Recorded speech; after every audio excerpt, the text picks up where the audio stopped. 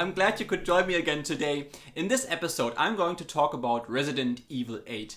I just played this game with my wife on the PlayStation 4, and as always, I'll give you my thoughts, what I liked, what I disliked, and at the end, I'll give you my rating. And before I get started, I'm a huge fan of Resident Evil since day one. Even before the first game came out, I read about this game in magazines, in video game magazines.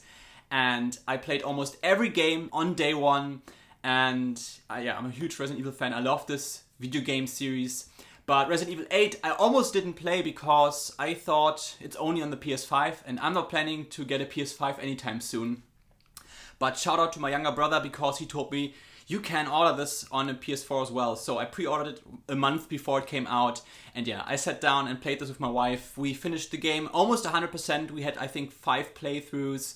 And it's really exciting. So let's get started. I'll start with the cover.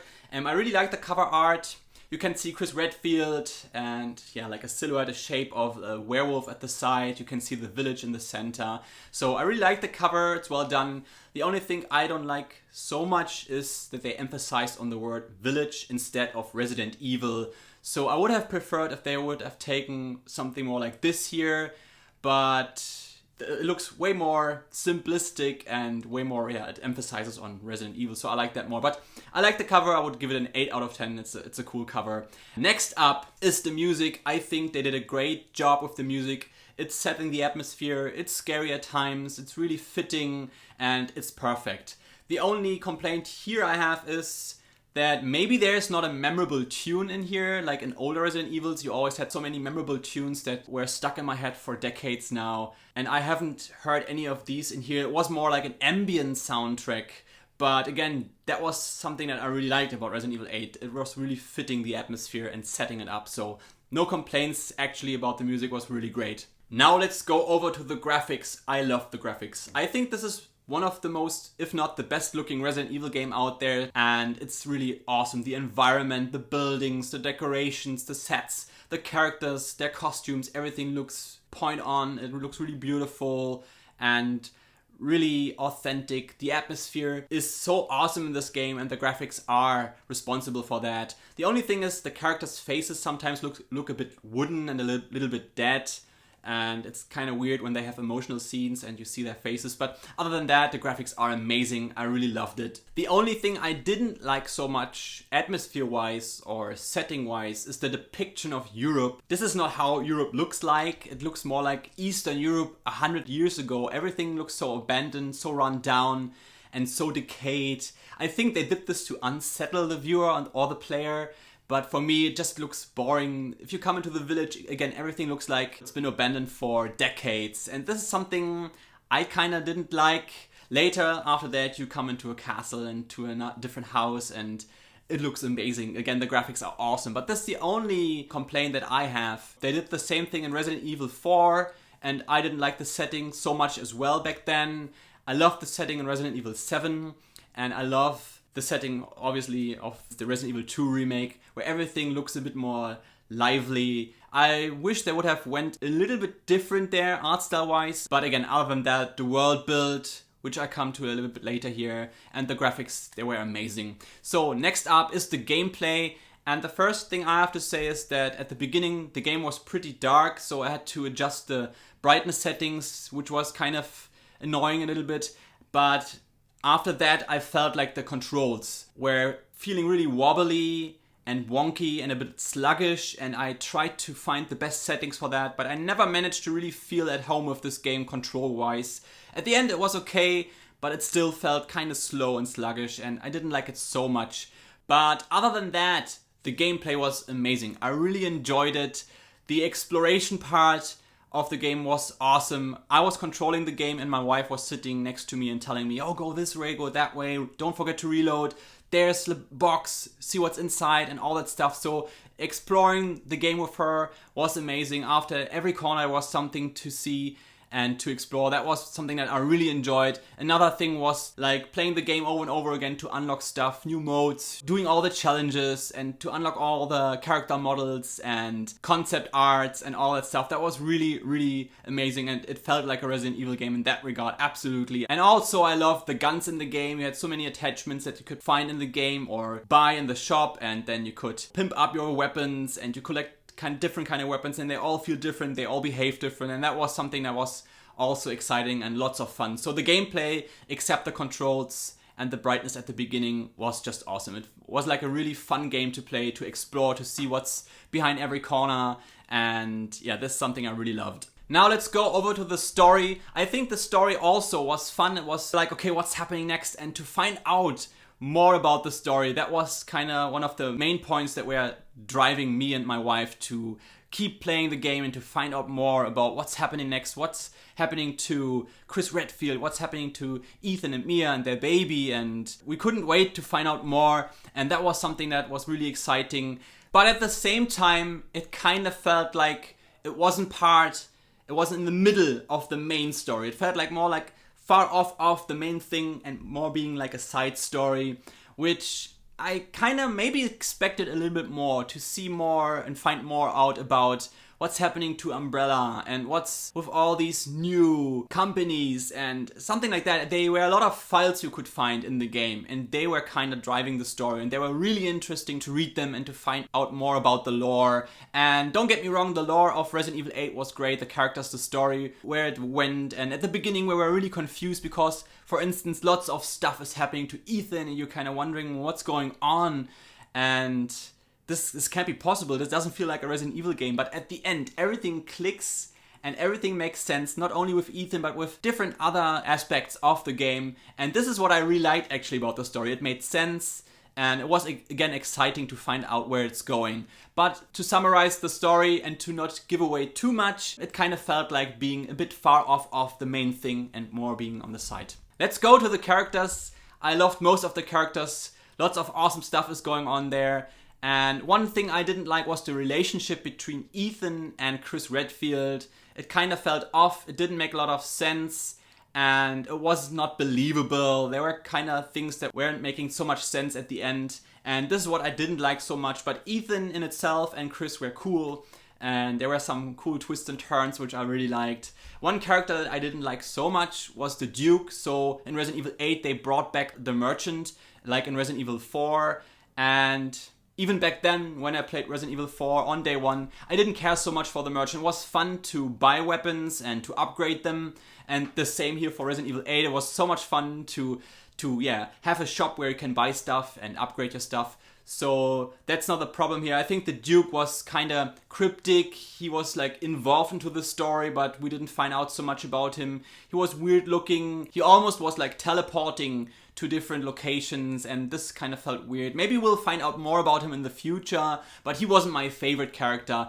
My favorite characters absolutely were Lady Dimitrescu. I loved her so much. I don't want to give away too much. She was awesome. The same goes for Lady Beneviento. She was just awesome, and I really enjoyed these characters. So now let's go over to a really fun and exciting part, the enemies and the boss fights. Let's go a bit more into detail. Resident Evil 8 kind of brought zombies back. Not kind of, they brought zombies back basically, and that was really awesome. I love everything Halloween, and Resident Evil 8 feels like a Halloween game. It's set in a village in the mountains somewhere in Eastern Europe, and you have werewolves, you have vampires, you have zombies, ghouls, whatever. You have awesome monsters there. You have the typical Resident Evil mutations and the mutants, or whatever you want to call them.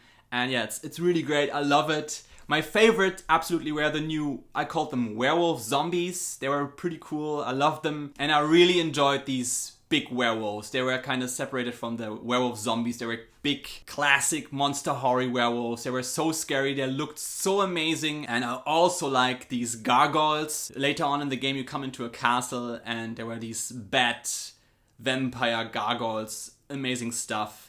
And also vampires, you have them in the game. So it's really like a Halloween themed game. And what I said earlier, they all explain this in the lore, within the story, which I thought was amazing. At the beginning I was kind of confused, what is this? Is this a Resident Evil game or not? But at the end, I was absolutely sure this is a Resident Evil game. They did a great job, and I love the monsters. I love the boss fights. Again, Lady Dimitrescu is my favorite. I think she was awesome. She was kind of this nemesis, Mr. X kind of character, which is following you through the castle. By the way, the castle looked amazing. All the wall decorations, the furniture, it looked so beautiful. I loved the castle inside. And yeah, Lady Dimitrescu is following you like Mr. X or the nemesis. And that was pretty cool. But what I really loved, and this is like one of my highlights in the game, is like the second lord. You had 4 lords and kind of like the end boss. But the 4 lords were pretty cool. The first was Lady Dimitrescu in the castle. Everything was vampire themed and gothic. And the second one was Resident Evil in its perfection. It was survival horror in its perfection. You had House Benevento, this puppeteer. You go into the basement of the house. The house, by the way, is set up at a cliff by a waterfall. The setting, the atmosphere is so tight. It's so awesome. It's so creepy, and lots of stuff is happening there. And later on in the game, in House Benevento, you go into the basement. And there's something happening which is so crazy. It's so scary. It's terrifying. I loved it. I was reminded of the PT demo on the PlayStation, the Silent Hills game. They had like a playable teaser, if you remember that, which was one of my absolute favorite gaming memories of all time. And this part in Resident Evil really reminded me of PT, the demo, the playable teaser. And this was my highlight in this game. Then we came to the third lord, which was this submerged town underwater with this fish monster and these windmills, and great boss fight. I loved it. Cool atmosphere. This was more like going into the action part, as well as the fourth lord, Heisenberg, which was a factory. This was my least favorite part in the game because you had all these mechanized zombies and mechanical monsters, and the factory kind of felt a little bit like a maze and more like a shore. In the first playthrough, it was like cool to see what's behind every corner and to find out more. You didn't know what's happening. But in the third and fourth playthrough, it kind of was dragging. It kind of felt like a shore. I didn't like it so much. But still, it was great. I liked the 4 lords. And I liked Mother Miranda, the boss fight at the end. She wasn't like the best end boss ever, but it was cool and fitting. So what else is there? Yeah, maybe there's a minor thing to nitpick here a little bit. At 1 or 2 occasions in the game, they are kind of breaking the fourth wall or are being too self-aware for my taste. You have this scene where Heisenberg is mad at Chris Redfield and call him a boulder-punching a-hole, which kind of is a homage to Resident Evil 5. And then you have the Duke, the merchant, and he's saying, "What are you buying? Oh, I heard this from a friend." And I guess a lot of people will love that, but I kind of personally don't like if they are breaking the fourth wall or if they are being too self-aware and doing this kind of fan service. It feels like a favor to the community and to celebrate older games instead of just creating something new. Don't get me wrong, Resident Evil 8 created a lot of awesome and new stuff, and it was exciting. It's just a small little nitpick. I prefer to submerge into worlds and not to get taken out of the world. It felt like less immersive, and this was something I didn't like so much. But other than that, to summarize it, Resident Evil 8 was amazing. Me and my wife, we had a blast. Again, we had 5 playthroughs. It kind of reminded me of a mixture between Resident Evil 7 and 4.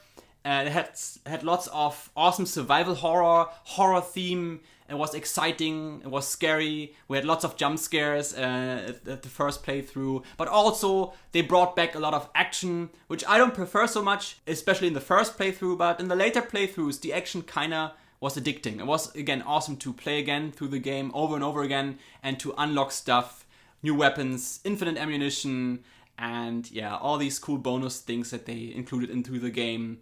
And Resident Evil 8, was it a Resident Evil game? Absolutely, in my opinion. Was it a great Resident Evil game? I would say so. In the future, I will do a ranking video where we rank all the Resident Evil games. But for now, I can tell you I really enjoyed it. Uta as well. She had basically the same thoughts as I had. Her favorite moment also was House Benevento and the basement. That was so cool. So what would we give Resident Evil 8? Me and my wife, as always, did the 3, 2, 1 countdown, and then we both set the same score. At the first playthrough, my wife said 7.5 and I said 8 out of 10. But after 2 weeks, after we almost finished the game 100%, Uta said 8 out of 10 and I said 8.5 out of 10. So the game grew on us the more we played it. It is absolutely worth it, worth your time. It's a great Resident Evil game. I now can't wait for Resident Evil 9 because at the end they're setting up the next Resident Evil. What are my hopes for Resident Evil 9? Again, to maybe change the setting. I personally don't prefer the European setting that they choose. Maybe if they take Europe for the next time, maybe go to more like a modern setting, like a big city again, or at least a big city at the horizon. You feel like there is a sheriff somewhere, like in Resident Evil 7, the garage scene where you had this police officer coming by. And yeah, this feeling that there is a world around this world where you are trapped in. That's something I hope they will bring back. But again, Resident Evil 8 was absolutely a blast for us. We loved it. So thank you so much for watching. I hope you have a great time and I see you on the next episode. Bye bye.